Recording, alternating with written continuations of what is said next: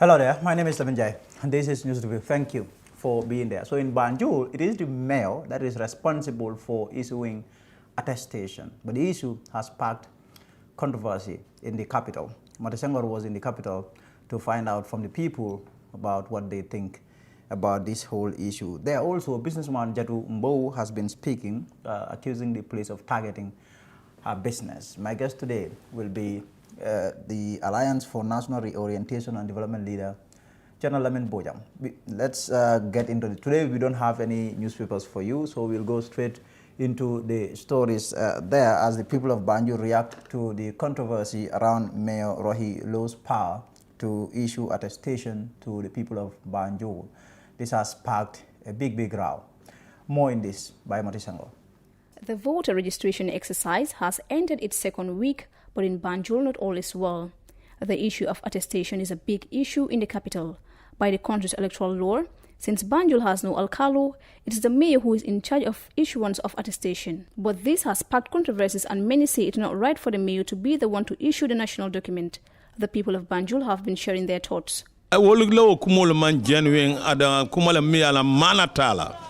Because rohi malikilo niamo iko alikalo banjula alikalo mo rohi malikilo loti. Nyin Gambia mo koina fo katon fo koina minika kaito sape ka stamp alikalo lemu rohi malikilo lo mun tulla banjul meota tele mun na banjul alikalo ti.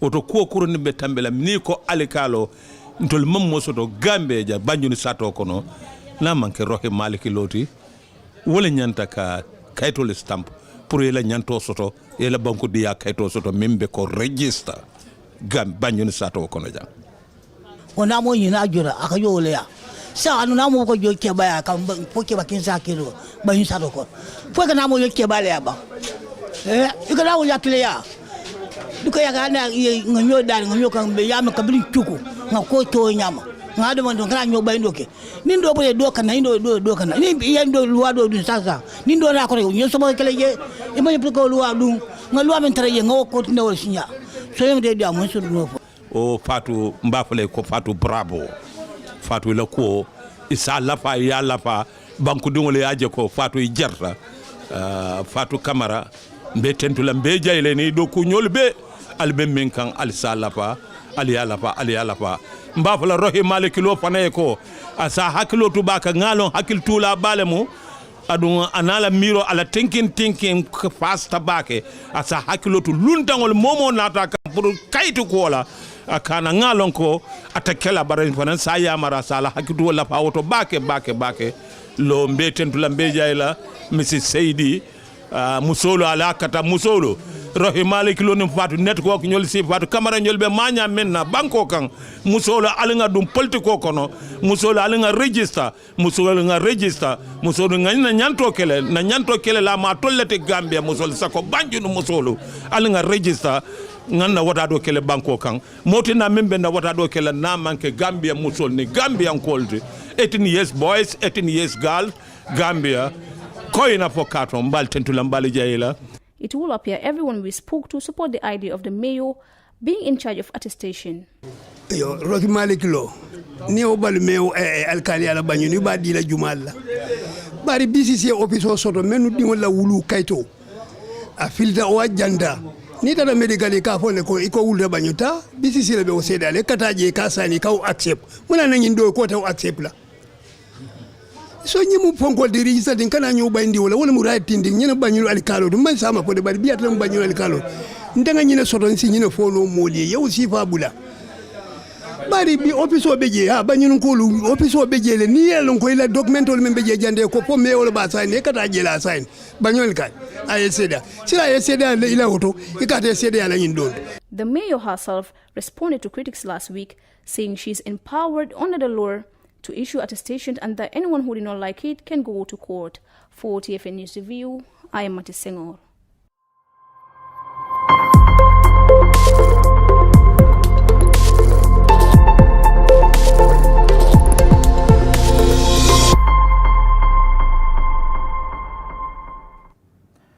Now, businesswoman Jetu Mbow has accused the police of targeting her business after an incident last night, which allegedly saw her Ice Lounge club closed.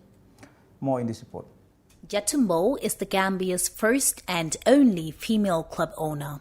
With a customer base of persons aged between 19 and 40, Ice Lounge is known to be very popular among Gambians interested in a good night out. However, in attempts to tighten and improve the Gambia security sector, the police, under the leadership of Inspector General Abdoulaye Sanyang, activated Operation Zero Crime, targeted at tackling and eventually dismantling all forms of criminal activities and hideouts within the Greater Banjo area and West Coast region, while prosecuting offenders in accordance with the law. According to the CEO of Ice Lounge Jetu, the early hours of Monday morning marked the 6th visit to her establishment by the police, ordering an instant shutdown of the club's operations, pointing out that her club is allegedly the only one being shut down. But they come shut us down in the middle of the party, at any given time that they want.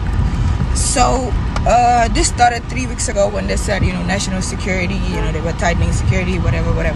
So they said, when they come and they ask us to shut down, let's shut down and this everybody.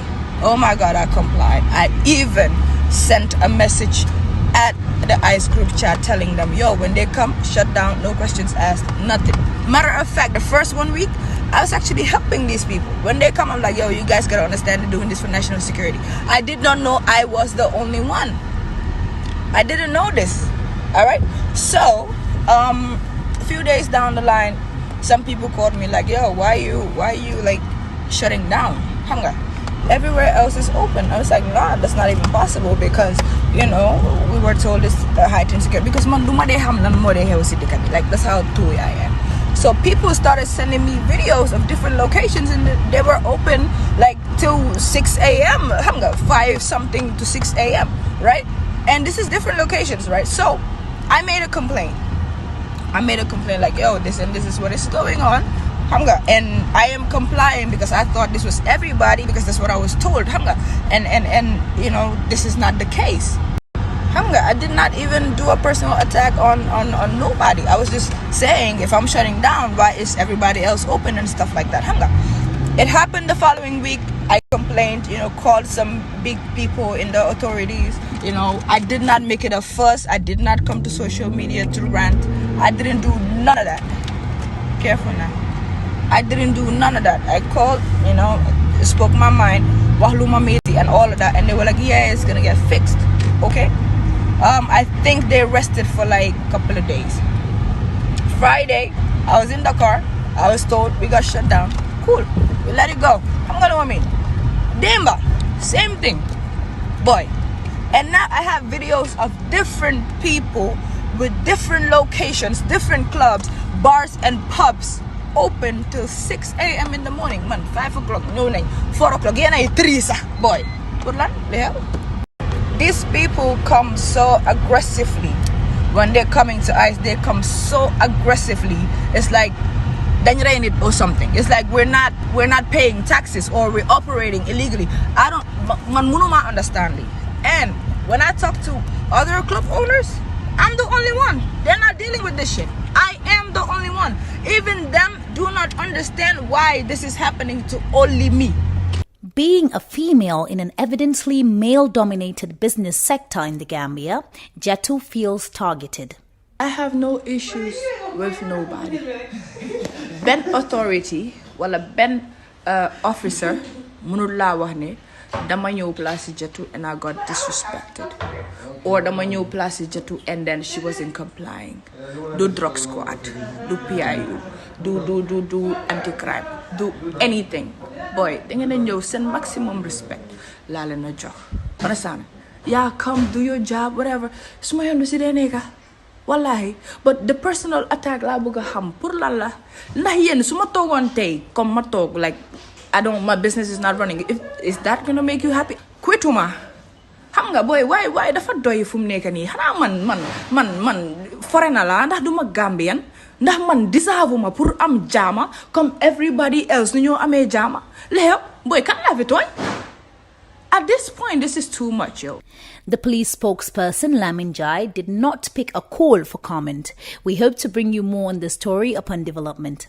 Reporting for the Fatu Network's News Review, I am Mudi Wangam. TAF Africa Global presents the new Tulip Gardens. TAF Tulip Gardens is set to comprise service plots in sizes ranging from 220 to 570 meters square. Deposit as low as $83,600 is only an 18-month interest-free payment plan with only 20% deposit on the service plots. Please contact 376-2333 or 776-2333. Free. TAF Africa Global. Very well, welcome back. So I am now joined by my guest, Mr. Lamin Bojang. He's the leader of the Alliance for National Reorientation and Development, erstwhile presidential candidate of Gambia Action Party. Mr. Bojang, thank you very much. You know, I like to call you General. Thank you for coming and congratulations on the registration of your new political party. Thank you very much, Mr. Njai, for the invitation, and we appreciate and thrill with the with immense joy for us to be invited at Fatu Network by you after we register our political party, ANRD, Alliance for National Reorientation and Development. I want to thank you sincerely, and on behalf of members of ANRD, we want to extend the same greetings to you and to the fraternity of Fatu Network, but also want to greet your viewers and listeners wherever they are, to say to everybody, Assalamu alaikum wa rahmatullah. Great. Let's start with the simplest of questions. Why did you decide to set up your own political party? I did that because when we made the decision to go into politics, there were certain compelling factors. And amongst them, one is that we have seen the need for people to sacrifice to rescue the Gambia. And as a result, that decision was something that has been the guiding factor, has been the guiding principle as far as we are concerned. So after, we sat for some time, we decided that there is a need for us to move on. As the adage goes, to fall is inevitable, but each time that you fall, to fall is inevitable, but then it is also manly that when you fall, you stand up. And for us, our adage is that the only loser is the person who quit trying. So when we went into hibernation for a very long time, after consultation, we decided that, look, there are gray areas. This particular domain is difficult, but there are opportunities. We do not need to surrender. Let us harness the resources and the support base that we have and move on. And this is exactly what we did. This was exactly what we did, and we finally decided that we are going to establish our own political party, and this was the only reason why we came out and with a political party as ANRD. You already had a political party. You were a presidential candidate of Gambia Action Party. How was it that you could not stay in the party to the extent you had to leave? Politics is not something that I am known for. My background is security. I've been in the Gambia Armed Forces for nearly 22 years. And during that period, you will not remember at any given time that you will see me or my participation in any political party in this country. That was as a result of my background as a military officer. My mandate was not to play politics at the time. So, but was politics off my table completely? No. So when I was approached by that political party to join them and form a political party and also to lead the political party, to me it was a genuine call. To me it was an approach that was doable. To me it was a group of Gambians who invited me to join them. So it was a very easy decision to decide that yes, politics is something that is also a challenging field, But yes, with all the opportunities, with all the difficulties that are there, people excel in it. And that is why when I was approached by that political party, I decided that, no, okay, I will join. But the thing is that I am somebody who is known in this country. I have served Gambia and Gambian people diligently, with dignity. And that I have been tested, my leadership has been tested at different levels, you know. And as a result, any group that I am going to join, there must be some principle that will guide our actions. And my previous or my former party, those were some of the principles that we could not cope. And as a result, there were moments when we could not, you know, decide on certain basic things. So I was on the verge of leaving. You know, we were on the verge of leaving, and then an incident happened, and that incident was like some people call it. In the U.S. terms, they will say there is no bad publicity. Of course. So when that happened, you know, I know that was decreed by Allah. That was supposed to happen my way, because those people who know me and, you know, that incident that happened, you know, it has shocked a lot of people, you know, and it angered a lot of people. The anger was because why did you even in the first place acknowledge or accepted to join people that you did not know? And I mean, to be honest with you, I did not know that group, you know, as I'm supposed to know. You know, like I did not make any findings. I just was approached, and the person who accompanied them was somebody that I trusted.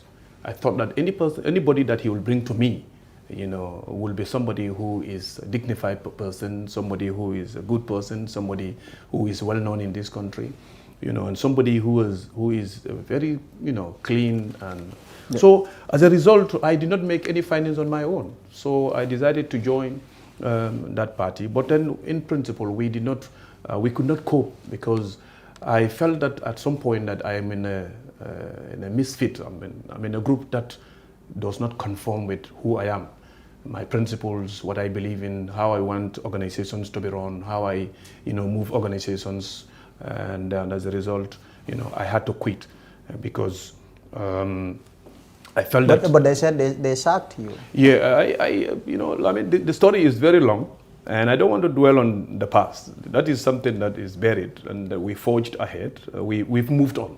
You know, we've buried that one, and the Gambian people will decide, and the Gambian people will be the referee, and I cannot be served. You know, Allah knows best, and the people who are in that party, they also know. I am ready to sacrifice anything for the Gambia and Gambian people. And that was what I have done. I have no regrets at all. I have learned my lessons and I have moved on. But let me ask you just one question. Do you feel betrayed by the GAP camp, the GAP group? Do you feel betrayed by them? Because these are people that you said you joined because you wanted to serve your country. As a former diplomat, I would not feel betrayed by, you know, did I regret what action, the decision that I have made? No. Was I betrayed by them? I would rather want them to say that. But for me, you know, I joined a group of people whose style and my style are completely different. They are incompatible. And as a result, the best thing is for me to leave, for me to quit. Yes. And that was exactly what I have done. Did they betray me? I wouldn't go that way. But then we parted camp simply because our ways of doing things were completely different. Your new political party, Alliance for National Reorientation and Development, I mean, you launched it. The Independent Electoral Commission gave its endorsement. Now you are a bona fide political party in this country. What are you looking? We are in an election year, very important year at that. What is your ANRD party looking at? What do you hope to achieve? If you look at the political landscape in this country, you will find out that there is a vacuum that needs to be filled. And if you look at the actors right now, you cannot see anybody who can fit in that shoe adequately or properly. And that is why ANRD, we want to change the landscape. We want to change the dynamics. how do we change this thing? We want the Gambian people to believe in themselves. We want to fill that leadership vacuum, because that is the vacuum that is creating all these uncertainties, all these problems as far as the Gambia is concerned. You see, we at ANRD, we want to bring in a lot of, things into the current political landscape. Yes. Sanity. We want to bring decorum. We want Gambian people to know that politics is not all about cheating and lying and deceiving. Politics, what we need today as Gambians, we want people who are honest, people who have plan that can move this country forward. We do not want to see people insulting and caricaturing and going after people. Yes. That has no basis as far as we are concerned. 56 years of our independence. Our young people cannot produce anything. We cannot manufacture anything in this country. That is sad. If it is true that 60% of our population in this country are young people, that alone is enough for this country to be seen as the Singapore of Africa or whatever developed country you want to know. But that leadership vacuum that is existing is what is stagnating the development of this country. And as a result, ANRD want to come and fill in that gap. You see, I am sure the current status quo, the current situation vindicated me. Because when I joined the politics, even you, I remember you once asked me, what Jammeh was an ex-military officer. So how comes that how can you convince Gambians that a military officer is a suitable candidate to replace Jammeh? To run this country. I guess the current situation in this country tells everybody that the best person that can lead this country, the suitable candidate that can replace Barrow is somebody with a security background. Are you speaking in the context of the current security situation? Is that the context that you are speaking Not in? at all. Not at all. Not at all. So in what context? What do you mean that it's a security person who can really because run I have, this country? like for instance, ANRD. We had one and we had a terrible experience. No, ANRD. Yes. I will demystify that. Yes. And ANRD. Yes. We have a candidate that had worked here for 22 years. My background was a medical. I wanted to become a doctor. Yes. Okay. Yes. And I joined the military. I was the head of the military, the medical corps in the military, yes, until I changed my corps to infantry. And I have no regrets at all. And I excel up to the rank of a general. And when I retired from the military, I went into diplomatic corps. And the thing is that these are the most, look at the combination. These are the most important thing that this country needs today. And that is why I am saying, not because of my military background, that is why, or maybe because of the insecurity that we are facing today, and that is why I'm bragging that the best candidate will be somebody with no. Yes. It is by virtue of the fact that I have the experience, I know how this country, what this country needs, I know where the problems are, but not only that, we have solutions. We are a political party that is coming from a different path. We want to make sure that once we say the Barrow is not doing this, we want to give him solutions. Mm-hmm. And that is why I said the best candidate that this country will wish for the next president that will succeed Barrow 2021 will be somebody with that kind of vast knowledge and experience. Because if you look at the room, all the candidates, the political leaders that you have, it's only you who is a military, a security person, somebody who has a background in security. Oh, okay. You have an excellent background in security. But there, I will go back to the question, right, of how do you go about convincing Gambians that it is only a security person such as yourself who can salvage this country, who can take this country to the promised land. That is why I always like to demystify this notion. The question that Jammeh was a military officer, mm-hmm, and then at some point under his watch, we have experienced, yes, some heinous, yes, crimes that were committed against Gambian people. Mm-hmm. Does that necessarily mean that any security officer or anybody with a security background who succeeded Barrow will act like that? It doesn't go like that. Even with Jammeh, I'm not here to exonerate him from any of the allegations that were levied against him. Yes. But just to tell you that, to demystify that, you see, I want to quote the former president of the Republic of the Gambia, President Jawara, Sadauda Jawara, may his soul rest in peace. There was a time that he said that if Yahya Jammeh, at the time that he was a commander at State Guard, the military police commander, yes, if he is on duty, yes, that is the time that he, President Jawara, will rest will sleep well, because he knows very well that his kids will not sneak out to go clubbing. And then he also said that that is the time that he's sure that he's secured. Yes. If I'm to deduce from that assertion, that tells me that Jammeh, when he was in uniform, he was a professional soldier. Yes. He was somebody who understands his duty. He was obedient, and then he knew very well what he was doing. Right? That was when he was in uniform. Okay. Now, when he becomes a civilian, that is something else. When he becomes a civilian, that is Yahya Jammeh as a civilian, not as a military officer. And most of the time that he has been in office for the past 22 years, he has been a civilian. Now, let me just go a little bit further. Most of the good leaders whose names still cannot be erased from our memories or history, most of them are all good. They are all military officers.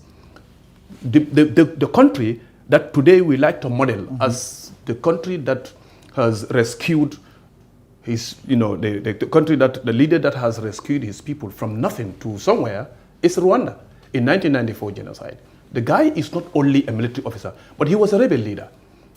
I'm sure you know the Great region, the crisis there.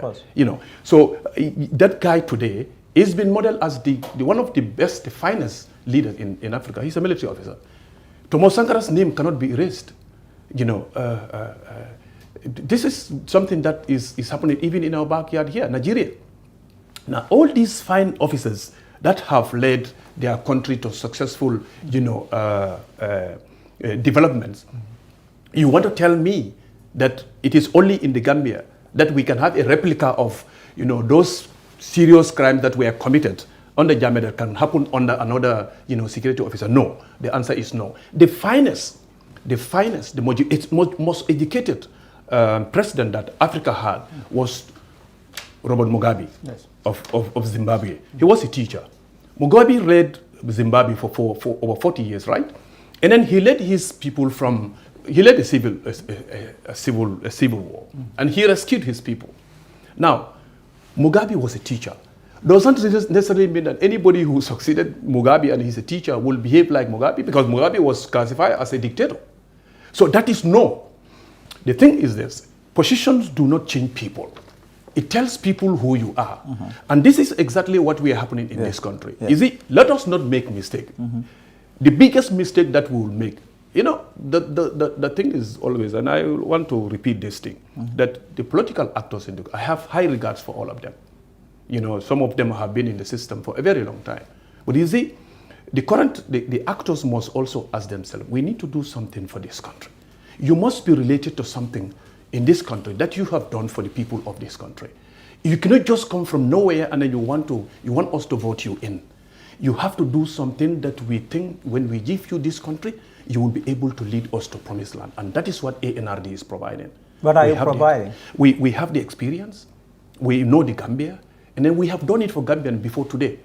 It is not when we are eyeing for politics or when we have the ambition to join politics that we asking Gambians to give us, to tell, when we have the ambition to be politicians, that, we promising Gambians that we'll do A, B, C, D for them. No. We've been doing this thing for a very long time. We've been doing philanthropies, gestures for Gambians for a very long time. That is what I have been doing even while I was in the military. Digging well for people, building schools for them, nursing schools, and then fencing women gardens. And the most recent one is in Brufu. We helped them with a solar borehole. So these are some of the things that, when you now come to this scene called a political arena, you will be able to count, to tell people that, no, I have done this thing before I become a politician. Now, if you give me the mandate, that is only going to help me to consolidate that gains that I have to be able to move this country forward. You see, I built mosques and Arabic schools in the Gambia and abroad. And these are things that I want if I have a politician in this country who is thinking like this, who have been doing this kind of thing, I want to join those kind of political parties, because these are the people that I know very well that have been, on selfless services for this country for a very long time. And then we can have the hope that, if we give them this country, they'll be able to move forward. But for now, What is your support base like? Your party's support base? I mean, a pretty new party, one of the newest political parties. In terms of members, I mean, how is your support base like? Because really, the party that has the support really is the party that will count in December. That's correct. Where do you stand? ANRD. ANRD is a household name. You know, there was something that we did. You know, this was a strategy that we applied. When we went into hibernation, like when we went mute, people thought, oh, these people, in fact, most critics say that you people, there is no way that you can register a political party now against election. That was the notion that was held by most people, that there is no way that you people can register a political party. Okay? And that time, there was something that we used to do. We do door-to-door campaign. You know, we invited people to understand our ambitions. We visited people to sell to them what we want to do. And we have done this thing across the length and breadth of West Coast region, you know, and beyond. So that has consolidated that support base. What happened is that from Khartoum to Koina, we have every village that you go, everywhere that you go, we have members of ANRD. We have WhatsApp group in URR, we have WhatsApp group in CRR, WhatsApp groups in LRR. I think the only place where we are gradually infiltrating is in Combo. You know, it's in Combo. But the provincial areas, we are working with people who are in the diaspora, who had terrible experience from this coalition government. And as a result, you know, let me just sway a little bit from your question and tell you, you know, people have given up on Gambia. There are a lot of people I spoke to, some of them are friends, some of them I knew them through the incident that happened. You know, they stood by me and they have given me their support, and the solidarity was enormous. And as a result, a lot of people spoke to me in camera that they have given up on Gambia.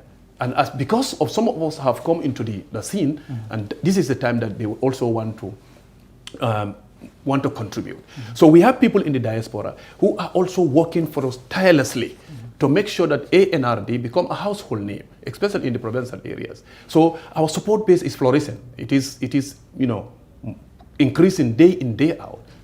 Just from a meeting in my house with some people who came to me. That is it's a routine.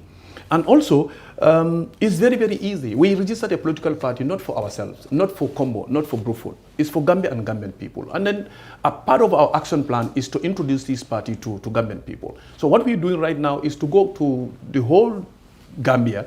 We call it an introductory tour. That's what we began that not long ago. And then we are also feeling the pulse of the Gambian people. And we are happy with what we are doing. We are happy with the results that we are seeing. And this is what we expect. And that is what is giving us the hope that the next government, you see, it's not about the crowd that you see behind you.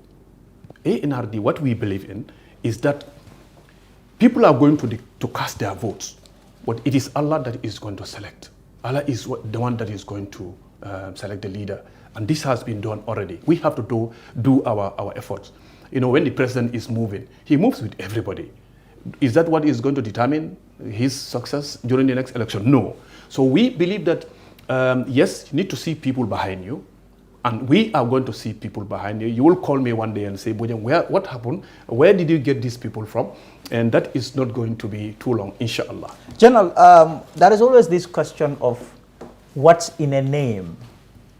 You look at Yaya Jammeh, APRC, Alliance Patriotic Reorientation and Construction. Right. Your party, that's right. Yaya Jammeh, soldier. You, soldier background. Yeah. You also came with your party and you call it Alliance for National Reorientation and Development. Right. These two names sound all too familiar. I mean, someone might sit and say, but I mean, soldiers are all the same, birds of a feather. Just look at them. Even the names of their parties are all the same. What do you say to this? And the person who even coined this thing, I don't know him in person, you know, but the idea is brilliant. ANRD, Alliance for National Reorientation and Development. Mr. Jai, you will agree that honestly the Gambia needs that kind of orientation. We need to refocus. We need to reprioritize. We need to align ourselves. because we are all ambitious. We all want something for this country. We are all waiting to see this Gambia to the dreamland.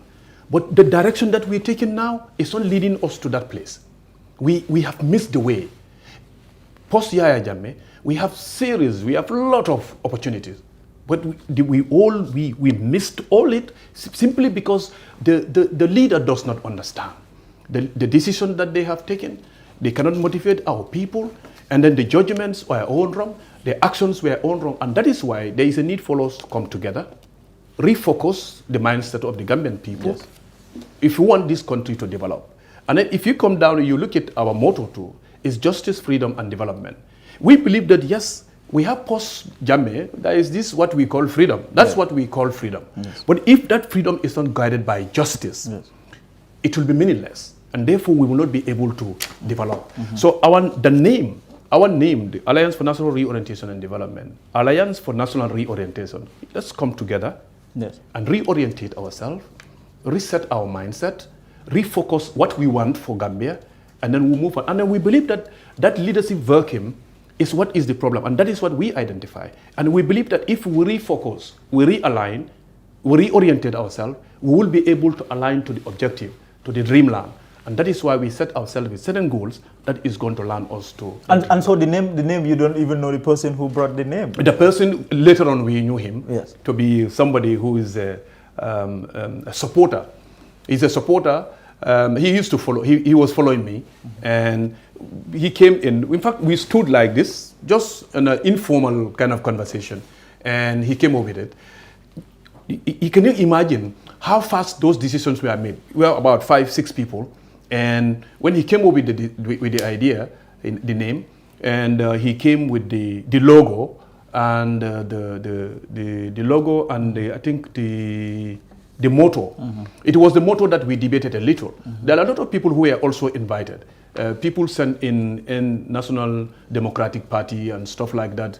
Some people suggested that we use the umbrella as our logo and stuff like that. So, but his was outstanding, and as a result, we all unanimously agreed to select his or adopt his. What is ANRD's position on the voter registration? ANRD belongs to the family of political parties that are existing in this country. And our position is that we are written to by the IEC to send our nominees to all the to all the registration centers in the country. And then as a result, we were on the verge of doing that. And we were also told that we need to be part of it. You know, there is an inter-party IPC, inter-party committee. Yes. Yes. Inter-party committee also came up with an idea. So we felt that that is the best and the brilliant idea that we should give chance to.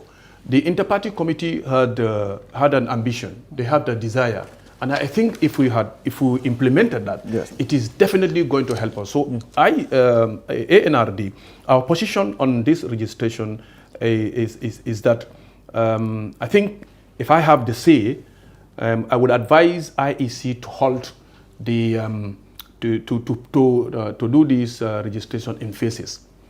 The first phase after 2 weeks or maybe 3 weeks, up to the 19th maybe, they should retire and do a review of how they have succeeded or how the whole thing went about. Because the whole activity is marred with a lot of controversies, and as a result, I think there is a need for us to revisit the current arrangements, because they are not helping Gambians at all. There are a lot of gray areas that needs to be addressed, and those are the issues of ANRD, where we are covering like the provincial areas and those areas that we can go. Our people are not there permanently, but we are also invited to send our representatives. But we want to send our representative through IPC, that is the Inter-Party Committee. If we send representative on behalf of Inter-Party Committee, you will find out that at the registration centers, members are going to go there, regardless of what political party you belong to. And that is a perfect arrangement that we should have all adhered to. But for some reason, some political parties felt that they're big, or maybe they're here for a very long time, and they decided not to align with that. But then that would have been the best. So ANRD, our position is that we are doing what we can within our limits. But I think where we major in is to empower IPC for them to lead this. But what has your party observed in terms of some of the abnormalities, some of the anomalies? Because even today the police issued a statement saying talking about the issue of party militants and party agents interfering with the voter registration process. I mean, what have you observed on the ground in terms of some of the issues? You come from Brufut. Yeah, exactly. Brufut is a populated area. town. One that we observe is that, can you imagine a Brufut with a population of nearly 20,000 to 25,000? You have only one polling center. There's only one polling center in the whole of Brufut for now. Registration center, sorry. Registration center for now. That is one big problem. Number two, if you go to the polling station, the registration center, if you go to the registration center, you will find interest groups there, people belonging to different political parties, doing things that are not correct, that are wrong. You will find somebody there who is from UDP, another one from NPP, another one from another. These are the political parties that are sending representatives, known to be sending representative for now. Yes. And they are taking. Why is that the case? Why do you think that is the case? Do you have the issue of just NPP and UDP representatives at these registration centers? When you have almost 18 political parties? 18 political parties. We are not shying away from our responsibility. Let me make this point very, very clear. We are all invited to be there. But we felt that with the idea that IPC sold to us is the best way that we can, that way we'll be able to diffuse the tensions, we'll be able to avoid all these problems and stuff like that. But I think these people think that they going to the registration center, we will be able to discover or will be able to stop if there is going to be election rigging. We will be able to, NPP will be able to stop UDP, or UDP will be able to stop NPP. And I'm telling them that they are looking at the wrong place if they are fighting election rigging. Election rigging is not going to happen at the registration center. That is one thing that I want everybody to understand. That election rigging does not happen at the registration center. The number of people that are going to be rejected because they are not Gambian or they are not eligible to be registered, that number is insignificant. Somebody will say, but in politics, numbers matters, and that is true. But what I'm talking about is this: if you cannot register illegally 100,000 people at the registration centers. That is not possible. There is no way that can happen. What happened is this. What I have noticed is that this one registration center in Brufut, that is not possible. It's difficult. When I inquired, I was told that when they moved to the next phase, that is when they move to the next location, that is the time that they're going to split the group into two to cover part of the, and even that is going to be tedious. Mr. Njai, the thing is that I went to a particular, one of the surrounding villages, and I have found young people there, 20 years, 18 years, 23, 24, 25. It's a football team, a whole community, women, young women. They said they are not going to vote. Come what may come, they are tired. They are tired, they are not going to vote because they went to the polling station. One of the women told me that she went to the polling station and it was just about her time to reach the table, and that the registrars said they are tired or they are going on break or the machine is hot, they have to cool it down before they proceed. And these young people that we met, we had to convince them. And they gave us solemn promise that they are going to go and register for ANRD. You see, the thing is that type of politics we have to do away with.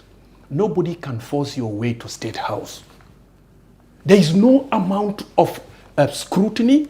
There is no amount of policing that you can do that is going to send you to State House. You know what we need?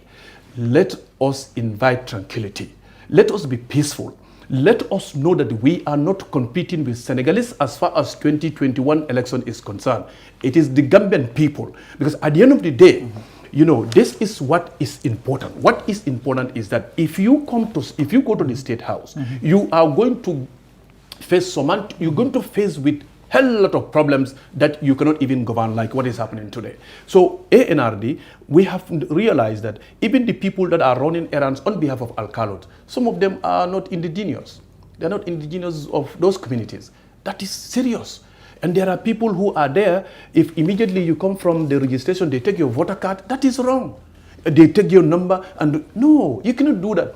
You see, I will go. Who are doing these things? No, these are people. I have seen NPP people doing that. I have seen people, other political parties like UDP people are there, and they are even interfering. So let's get that clear. You mean they are, when people register, they register voters card? Yes. They will come and they take your voter card from you. I reported this matter, and immediately the following day I saw a press release that these are acts that does not conform with the electoral laws of this country. And there was a press release, condemn anybody who is doing that, must stop them immediately. But we have seen people doing that.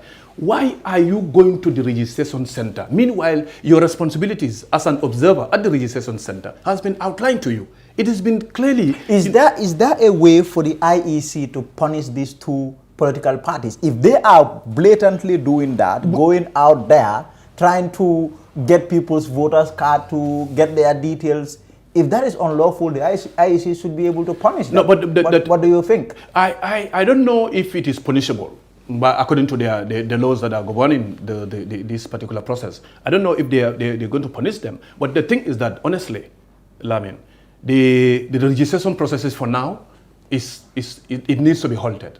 We need to revisit it, because the way things are going, there are a lot of flaws as far as the process is concerned. A 15-year-old can go to the registration center and claim that he is 20-year-old and claim that he is 14-year-old, born in Bruford at a remote place. That because in Bruford, you don't expect me to know everybody. Yes, of course. He can go there and take the attestation and go to the alcalo. And the alcalo, he has some group of people who are also there. Do they know everybody who lives in Bruford? No, that is not possible. So that system in itself is defaulted. It's flawed. It's fraud, exactly. So we need to revisit. There is no bad in doing that. All that we want is to make sure that the system is perfected. And I think the members of IEC, they need to listen to people. Let us not only look at the animosity that is existing or happening between political parties. They have to look at the objective. What is that they want to achieve at the end of the day? What we want to achieve is that every government eligible to vote have the registration, the voter card. But the process, for now, is very... And the issue of this registration is sparking a lot of tension across the country. If you go to Banjul, for example, Banjul do not have an alcalo, right? Yeah. They have the mayor. Yeah. But that has sparked a row. There's a huge round around that. You even have a political leader who has threatened to take the mayor to court, saying that the mayor cannot be the person who has the power to issue attestation in Banjul. Right. So in such a situation, the IEC is saying the mayor is empowered under the laws, the electoral laws of the country, to issue the attestation. Right. What is your stand on this? You see, there is going to be a class of interest here. If the mayor will see Gambian and Gambian people and be honest, because the mayor is affiliated with a political party already, that is known, that the mayor belongs to a particular political party. Now, let us not be sentimental here. Let the mayor, if IEC says that the mayor has the legal right to do that, let the mayor also make sure that she does her job properly and professionally. Let her not isolate. But I'm sure this must be some of those kind of hearsay, that the mayor is aligning herself. She will look at you and think that you are opposition or you are NPP. Exactly. I'm sure you had that. You had that. Well, I had all kinds of claims. I think if it is the IEC that empowered, then that means that was a wrong move. That was a wrong move that they have done. The mayors, yes, she may, by virtue of her position, has the authority to be able to attest somebody that the person can be registered. But in this case, there is going to be conflict, and IEC should know that the mayor belongs to a particular political party, and because he belongs to a particular political party, she should be excused not to be involved in this process. Because imagine that classic case of conflict of interest. Exactly. And that is what we want. Let us not create problems for ourselves. IEC should have known that, okay, in Banjul, the mayor is the only person who is supposed to have the responsibility. And in that case, they should substitute that with something else that will help that kind of situation. But no, they are the one that created that problem. Because we all know that mayors belongs to a political party. And of course, Her interest is for her political party to win Yes. the next election. And if I should go there, and I belong to another political party, because we have had a lot of allegations, I don't know how true they are, but my assumption is also that the mayoress will also act according to the laws that governs her, and that she will not discriminate. That's what I think. That is what I think. But with the kind of climate that is surrounding this whole process, tells me that I doubt if she can do that. I doubt if she can do it. And that is why IEC definitely need to halt. Let them do this registration into phases. This phase, let them consult the people. Let them talk to the people. It is wrong. The way they're going it is in total disarray. And I think they need to revisit. Revisit that. Yeah. Now, I mean, there is one political leader, what he said is that if this voter registration exercise or process is webbed or peppered with so much fraud, you have a lot of underage people allowed to get a voter's card. And come elections, this could, trigger a possible, crisis, a possible impasse. I mean, if one party loses, the party can stand and say, I don't accept this election. And then there will be a problem. What is your view on this? The issue of things not panning out the way they should. How is that going to impact the election? And that is why it is not bad to revisit, to monitor whatever exercises that you are doing. Like in this case, what IEC is doing. You see, now that a political leader made this kind of statement, why do we have to underrate it? Do we have to throw it on the carpet just like that? No, let us take it and look at the process. Because like I said, the process needs to be perfected. And what we have seen so far, definitely they put the cart before the horse. I'm telling you, we shouldn't have allowed in the first place observers to go to registration centers, knowing that they from a particular political party. The inter-party committee is, all the political parties are members. And the way they tailored this whole exercise is going to mitigate all these problems that we are facing today. What happened is that, yes, I want to agree with the party leader who made those observations, and they must be taken seriously.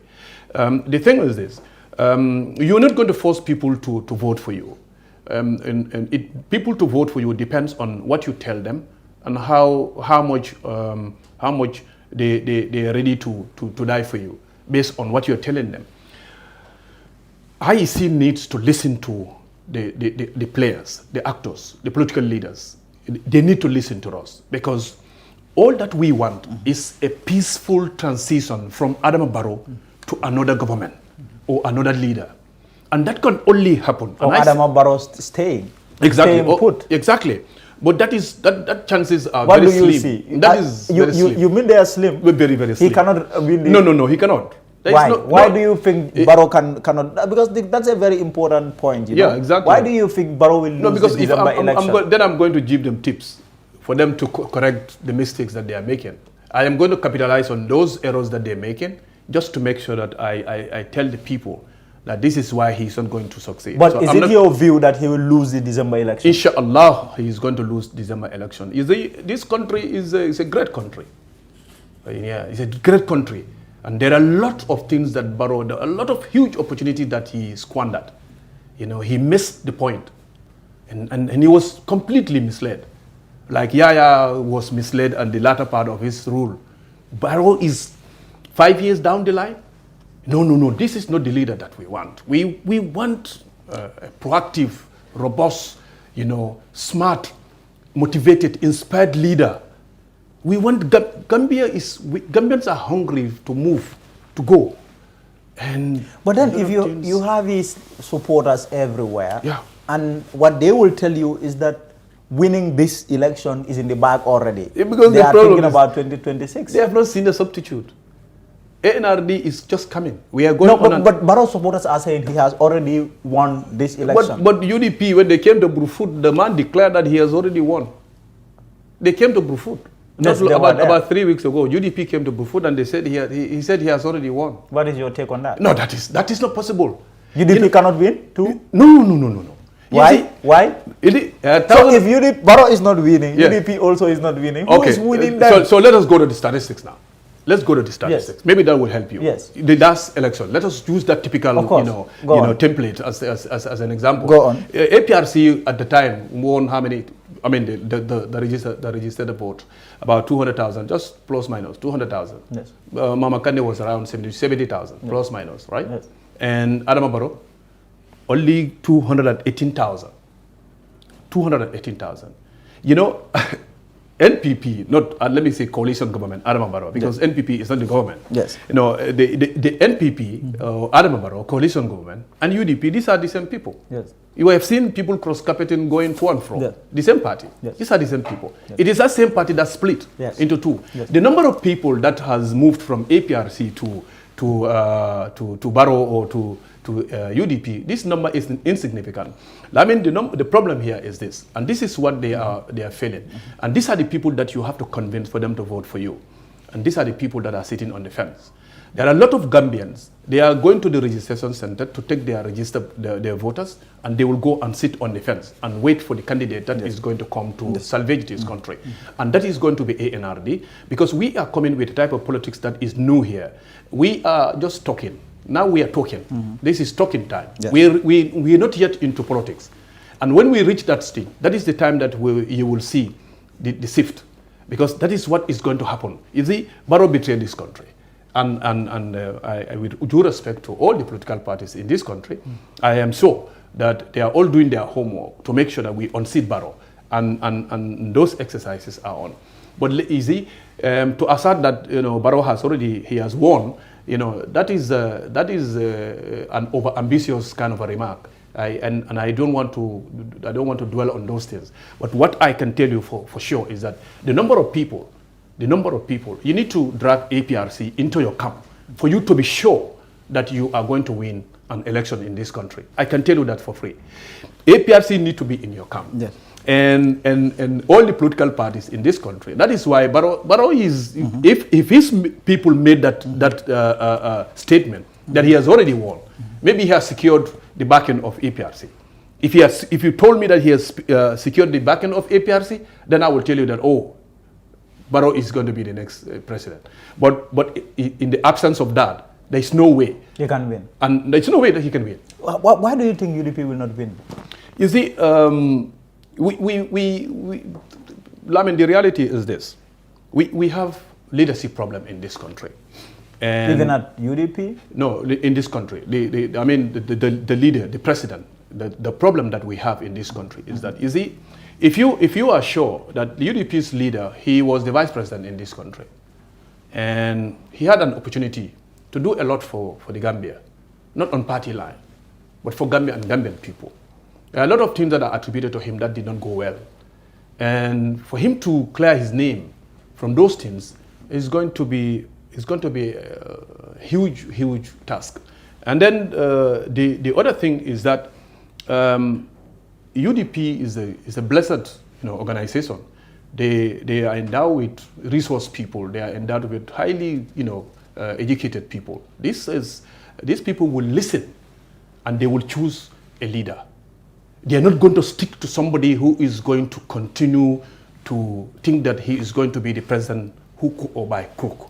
They are going to reason with Gambian people, and with time, you will see. Joy, are you saying that there will be a coup, an internal coup, and Dabo will be removed? Because you are speaking in a very difficult way. Yeah, I'm speaking in a difficult way. Let me speak that way. And then the listener... Will there be an internal coup? No, there will not be an internal coup. But I can tell you for free that I am not here to speak for UDP, but I am also an actor. I know politics in this country, and I knew a lot. I knew a lot as far as politics in this country is concerned.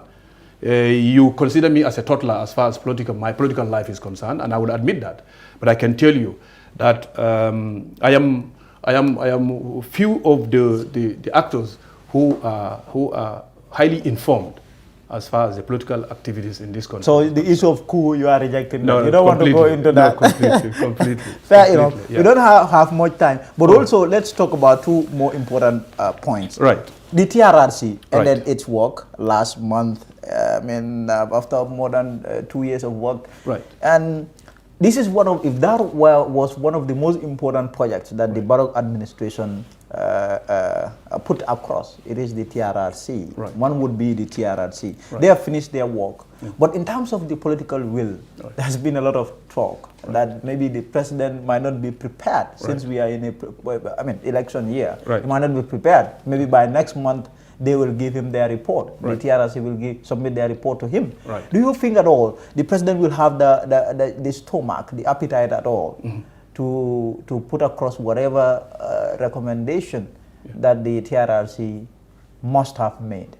You know, I mean, in the first place, I am one of the strongest critics of TRRC. Yes. Even though... Why is it that all the military people do not support the TRRC? No, because, Lamin... Why is that the case? My case is that, I'm going to speak on my own behalf. Do you think you feel which hunt against security people? people? The thing is, they shifted from the objective. Yeah. At TRRC, I respect the composition. Yes. You know, and the imams and the priests and those highly educated people. You know, my assumption, my thoughts were that they were going to bring us together. They were going to unify us. The efforts were going to be to bring us together, forget the past, and move on. Okay. But at some point, I have seen that the whole campaign was just geared towards discrediting and bringing people they were supposed not to be there. And it's not because of my background as a military officer, but because we've missed the point. I mean, we are disintegrated. Yes. Our communities, our societies, our families, we are all in total, disorganized fashion. And I think the TRRC had the opportunity to bring us together, to cement us, to unify us, but it has created problems. What kind of problems? Some of the revelations that were made there, that were made at the TRRC, these are scratching old wounds, okay?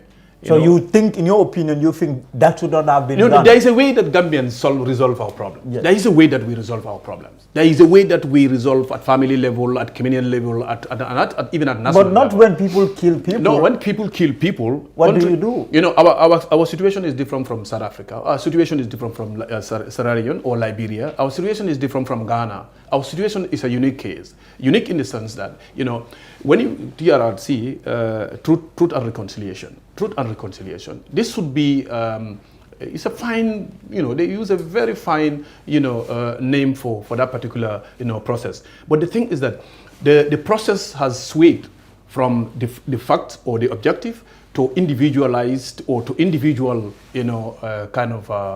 witch hunt, which had created a lot of problems. And then you're asking me something very important. Will Barrow have the nerves to implement whatever TRRC is going to come up, considering the fact that we are into, election year. Yes. I think Barrow will look at his interests.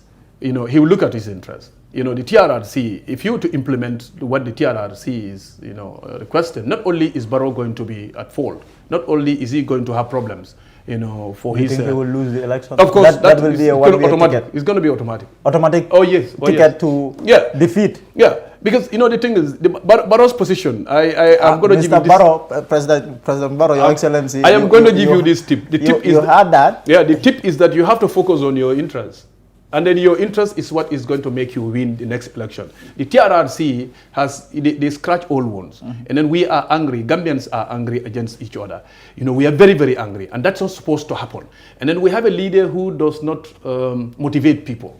He's not a leader that can take decisions, informed choices that can move these people, country forward. And as a result, if he implement whatever TRRC is going to come up with, that is the direct ticket for him to lose the next election. So yes, I would advise that he looks at his interests and move on. And the thing is also that it's very sad that we are talking about TRRC and what TRRC is saying. But what about the victims? The people that they refer to as victims, 4 years or 3 years down the line, nothing is being done for those people. And this is sad that you said you want to fight on behalf of certain people.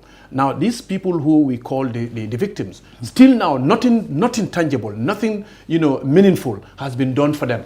And this is also another serious case that that's why, as far as we are concerned, TRRC is not something that is very relevant. The nation's diaspora, I mean, for the past 4 years, these are the people, if there is one constituency that has been very outspoken in terms of their rights to vote, it is the Gambians who live abroad. Right. They want to vote, right. but it would appear that all hope that they will vote for this year have been dashed. And I mean, what do you make of Gambians in the diaspora and them voting in this election? No, honestly, I support the idea for the people in the diaspora to vote 100%. You see, my only issue, the only problem that I have is that there are a lot of things that I was told that is involved, or that are involved in ensuring that the people in the diaspora also vote. You know, the logistics, you know, the resources, the capacity. So I see those, they don't even have. And as a result, personally, I feel that, yes, this election 2021 is very important. It is very, very important. And therefore, every Gambian must take part. But if we were to involve the people in the diaspora for this particular election, it is going to be totally messed up. Why? Yeah, because the capacity. We're talking about registration in the Gambia, voter registration. Look how messed up it is. Talk less of now going to involve. If you talk about people in the diaspora, you're talking about Africa, America, and Europe, and everywhere Gambians are, or they're going to select. No. Imagine that if they're going to move, let's say this, if we're going to use the marble. If you're going to use the marble, they're going to, let's say, typical example, if they're going to do it in a particular state in the US, they're going to go with 18 ballot boxes, 18 ballot boxes. In one state, 18 ballot boxes, okay? And how many marbles are they going to, how many people are going to monitor that kind of election? So, yes, the diaspora, they should vote. They should vote. But me, I believe that they should allow us to settle or to, you know, condone a kind of political campaign or a voting that will land into office a president that is going to ensure that come the next 5 years after this election, the people in the diaspora are given the priority for them to vote. Because if you involve them in this particular voting, they may not have the desired effect, or we may not have the desired effect as far as the change in this country is concerned. So that is why I am with the view that yes, they should vote. But coming this particular election, I think is too premature. I have heard these claims, however preposterous, that this election, APRC want the former president to be their candidate. Yes. What is your opinion on that? I think that is an overambition. You know, if you were to be realistic, if you were to be realistic, unless somebody tell me, I don't want to be part of that argument. But if somebody tells me how that is going to be possible, then I will know. And I would have loved him to be the flag bearer of APRC. Why? You know, come next election. No, because if that is possible. Because I think they still have not announced any flag bearer. Yes. Yeah. So that's what I'm saying. If he is if he is the flag bearer for the next election, that would be wonderful. It means they would have. That means that they have already, or they would have removed all the issues surrounding, you know, his coming and also subsequently being the flag bearer of a political party. But the possibility of that, I don't see that one, unless if somebody, you know, enlighten me. But I think the people of APRC will definitely rejoice that, and they will definitely love him to come as the flag bearer. But the possibilities. The possibility, whether it is possible. Well, your party, ANRD, Alliance for National Reorientation and Development, what do you want to do, or how do you want to go about this election? Do you want to go it all alone, or you want to at some point form an alliance with some political party in a bid to securing State House? So here is the deal. ANRD is registered for Gambia and Gambian people. And what we believe is that we register the political party, and we want to make sure, because it is a new party, registered, but the name has been there, and we've been there for a couple of months before the date of our registration. What we are doing right now is that we want to sell our party to the Gambian people. We want Gambian people to see us. We want them to hear us. We want them to know us. We want them to also feel us. Because that is what we task ourselves, that this party is for Gambia and for Gambian people. So we have certain responsibilities that we have certain responsibility that we owe to them. We have to make sure that we go to them and tell them that this is how we want to succeed Barrow. And if you give us the mandate, we want to make sure that we do A, B, C, D. We also want to make sure that they see us, they know us. My name has been everywhere. The name of ANRD has been everywhere. And that is what is our role for now. That is what is our job, our task for now. Do we believe in coalition? Not now. And because I said this thing earlier on. If there are political parties in the Gambia whose ideologies, way of doing stuff, value see Gambia and Gambian people and have blueprints or maps that will see Gambia first and no tribal, no sectionalized kind of politicking. Yeah, we are ready to align with those political parties. But right for now, what we owe to Gambian people is to go to them and sell our agenda to them. And then we are telling them that ANRD, when we come in, electricity will be cheap, it will be cheap, affordable. And we have to shift now from fossil fuel to renewable energy. I brought people here from Sweden to come and help boost that particular sector. We were frowned by this particular government. They did not give us. We have done our feasibility studies, and some people started telling me, "Hey, but not so those kind of stuff." And we believe that for us to move forward as a country, we have to look at 5 key areas in this country. These are the areas that will solve all our problems. It will empower women. It will position women adequately as far as politics in this country is concerned, but it will also inspire, it will motivate young people in this country for them to become gainfully employed, but also for them to be innovative. And these 5 are agriculture, fisheries, health, education, and security. These are the areas that we want to make sure that we focus on the first few days and few weeks and few years of our existence as far as the administration of this country is concerned. We want to make sure that, because if you are able to fulfill all these things and then you do not have adequate electricity, you do not have sufficient electricity, are these 5 meaningful? No, you cannot. So what we are saying is that what we need to do today, Gambia needs to go mechanized agriculture. This is what is the irony. It's very sad. I mean, if you look at the 2020-2021 budget, the amount of money that is allocated for the presidency and the one that is allocated for the agriculture is sad. You will see that the president allocate more money for the presidency than agriculture. Agriculture is the backbone of this country. Agriculture is supposed to take care of unemployment in this country. It's supposed to, reduce poverty in this country. But it's supposed to make sure that we also service the debt, the $30 billion dollars in debt that even the unborn kids owe. But if you look at the industrialized sectors in this country, what do we? 56 years of our existence, still now we cannot. Mango factory. If you go to Brufut, about 75 meters from my house, my family, my grandpas, there is a mango on the highway. If you go there, even like in those days, cows and sheep that loitered around will eat those things. But today it is there. Somebody has to clean the place. We cannot. 56 years of our existence. That is very, very sad. And what we are saying is that the free sector, instead of now telling China or any other power to come and build a factory here, why can't you go in collaboration with those people, your development partners, to tell them that 60% of our population are young people, transfer the skills and knowledge, and make sure that you build the factory and buy fishing trawlers. This is not a rocket science. These are just simple leadership, foresight. You need to have the vision. You need to have the mission. And these are some of the things that can help us move this country forward. Rwanda today, they are manufacturing smartphones. 1,000 parts all are manufactured in Rwanda. How did he do that? No. The guy is not a scientist. He believed in his people. He trusted his people.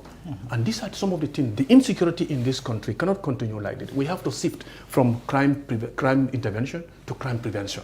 There is a way that ANRD has. We have a plan that can help this country to be secured. Today, technology is no more luxury. Technology is supposed to be used to back up or to beef up our security apparatus in this country.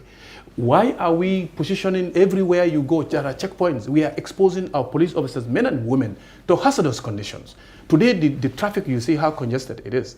the carbon monoxide that is emitting from these cars is exposing our police officers, men and women. What we are saying is that let us use technology to back up the security on our roads. But equally, what we have to do is that security has to be security prevention. Let us have the boot on the road, in the streets. Let us give the police men and women the wherewithal for them to be able to police our communities. You know what happened here is that the traditional, typical way of policing is what is happening here. When an incident happens, all what you see is that you see police patrolling the streets. Meanwhile, the criminal that broke into your house is not using the street. So you are saying the highways, police standing on highways, mounting checkpoints. You are saying that is really not the way to go about it? No, that is not the way to go about it. That cannot solve our problem. Has it solved it? But sometimes these criminals enter vehicles, enter cars. Is it how to solve that? Because there is insecurity. Even the vehicles that they enter, those vehicles, the Uber system? Every taxi that is plighting on our roads needs to be registered in this country. I brought investors from Saudi Arabia. We came in here and we found it very difficult to penetrate that particular sector. You see, today, security is a huge challenge, not only for Gambia, it's worldwide. Yes. Security needs to be looked into from a holistic point of view, not to say that the police have to be in the checkpoint or stop. No. The criminal will think twice or three times ahead of you. Yes. So what we need to do is to make sure that we have security cameras, speed cameras. This is what is going to help us and reduce the police officers. From here to, for instance, from the turntable, no, from the traffic light here to maybe if you go to Brikama, how many checkpoints are going to be on the road? It's about maybe 4 or 5 checkpoints. How many police officers at each checkpoint? Yes. Nearly 3, 4 times 5. That's 15. Now, if you are able to utilize those police officers, men and women, employ them or deploy them physically in Bundung Bohol area, in Sukuta, in Bruford, imagine that, security, to prevent security, sometimes you go psychological warfare. If I place a police vehicle here, let's say at the market of Serakunda, or maybe in the remote place in Bundung, if I just place an empty police vehicle there, nobody will come near that area. No criminal activity will happen around that area. That is the type of policing that we need in this country. We want our men and women to go to notorious places and patrol those places. Imagine that you know very well that you're living in Bruford at a particular remote area, but you're sure that after 2 hours, you will see police officers patrolling this area. That in itself is sending signal. That is crime prevention. What we are known for is crime intervention. An issue will happen and we are there. And before we are there, the damage has already been done. Finally, let me ask you this. To everything, home first. I mean, home acceptance is something that is quite critical in the success of any political outfit. Right. ANRD is no exception to this. If you go to Bruford, this is I'm not from Bruford, but it's a community that I find really attractive. Really. That's correct. Yeah. How is your acceptance like? Because you come from Bruford. Right. You have a rival politician in Bruford, Sheikh Tijan Haidara. He That's also correct. has his political party. Yeah. You have your political party in Bruford. But if you go to Bruford, I can safely say that 90% of the people of Bruford, maybe now things are changing. Right. 90% of Bruford are opposition UDP supporters. Right. If they are supporting UDP, you are one of them. Yeah. Their son. Yeah. You have your political party. Yeah. Tell me, how is your acceptance like in that town? You see, like you put it, that is the best explanation that one can give. We all are from Bruford, myself and Seh, my brother and my in-law. Yes. And yes, this is something that is very interesting. ANRD, we are accepted in Bruford. Yes. But I'm sure if you ask the UDP guys, they will tell you. They had a meeting there about 2 weeks ago, and I guess their turnout will tell you that there is something happening in this community that we do not understand. I think there is a signal that is being sent. Are you saying UDP, Boka and UDP? Kombonko, mimala problem wati. Bika bonyokoto. No. When it comes, not at that fat data. You see, they look at you. Ngadi Lamina Fong is better than Ngadi Karla. They can come out in their numbers the time that you are coming to see them, the time that you are coming to visit them during the campaign. But in reality, this is the first time, remember, this is the first time. Lamin is very sad, Kombo is been marginalized as far as politics in this country is concerned. Kombo is marginalized. Kombo, land grabbing has been an issue.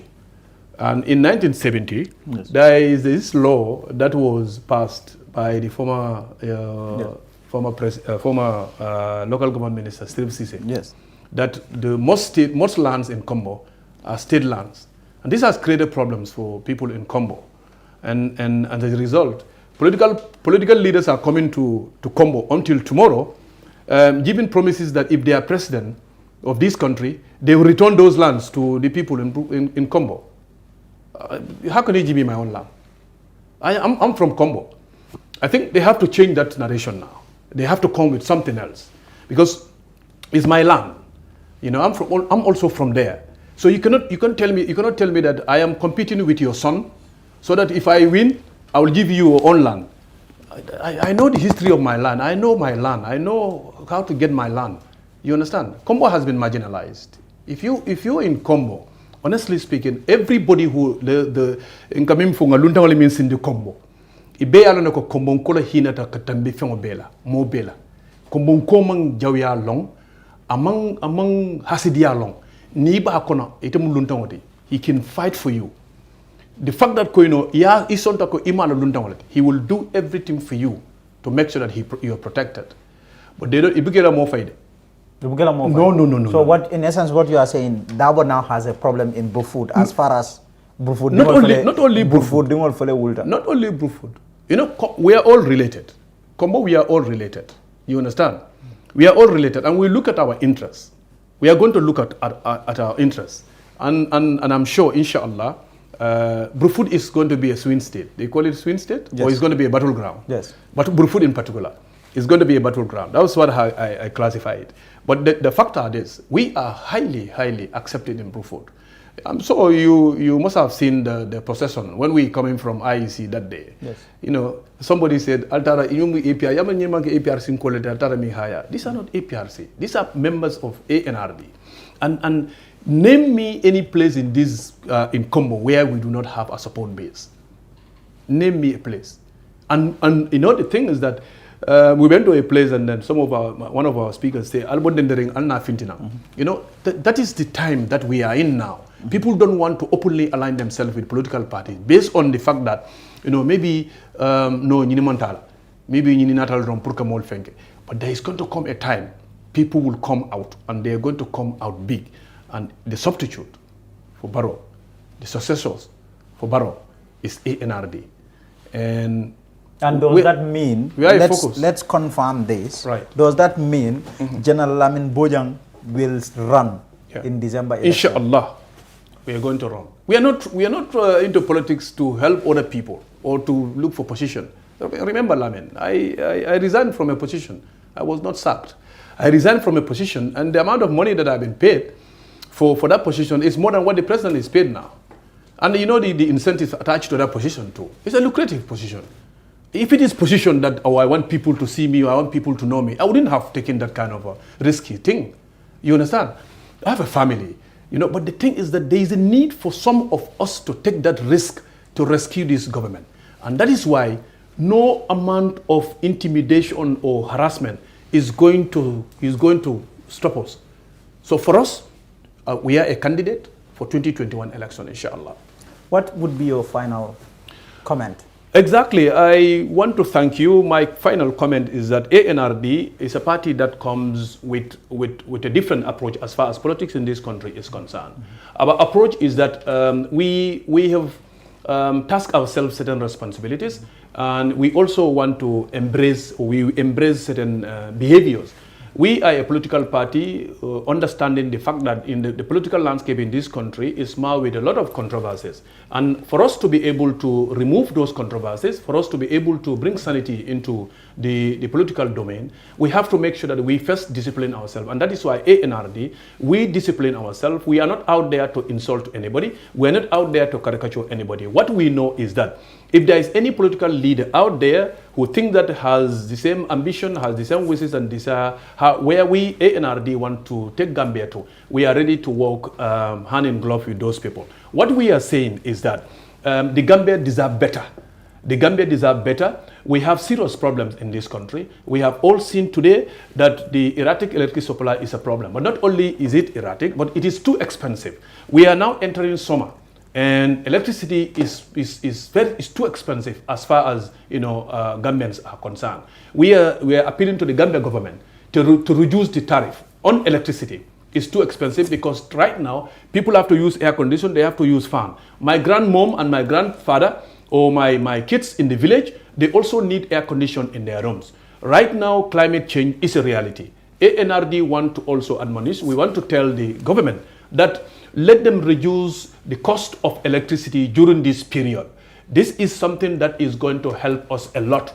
We in the Gambia, we are also experiencing climate change. Directly or indirectly, we are not contributing. But the facts are that climate change is affecting us. And what we are saying, in order for us to mitigate some of the problems that we are encountering during this period, please let the government of Adama Barrow reduce the cost of electricity so that every Gambian can have air conditioning and also fan in their respective homes.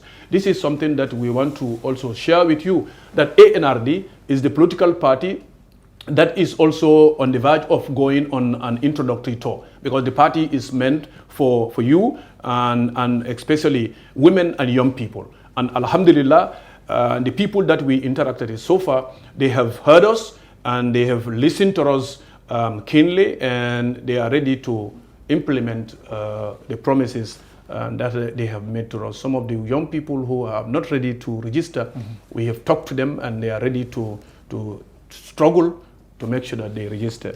And I will also tell our support base that we should continue to do what we know best, and that is to make sure that we assist our people. We are providing resources, logistics to transport people from one location to another, just to make sure that people do register, especially the old age. That is something that we are also doing in our community, and we want to make sure that political parties understand that we are not supposed to be enemies. We are only in different camps because we have different views on how to move this country forward. I want to thank you sincerely. If I am not here, this is the first phase of my interviews. Yeah. If I am not here, the first phase will not be completed. Of course. So, and this is the place that they wish that when we registered, that I had the first interview. But it did not go that way. But honestly, anytime that you call me, I do not reserve any time. I will always make sure that I answer to you, and I want to thank you very much. Thank you, General. Sincerely. I appreciate that. Thank you. So that will be that for this interview. That was my guest, General Lamin Bojang, the leader of the Alliance for National Reorientation and Development, speaking to me there for the first time since the launch or the registration of his political party as December reverberates. That will bring us to the end of today's show. Thank you. We'll be back tomorrow. I'm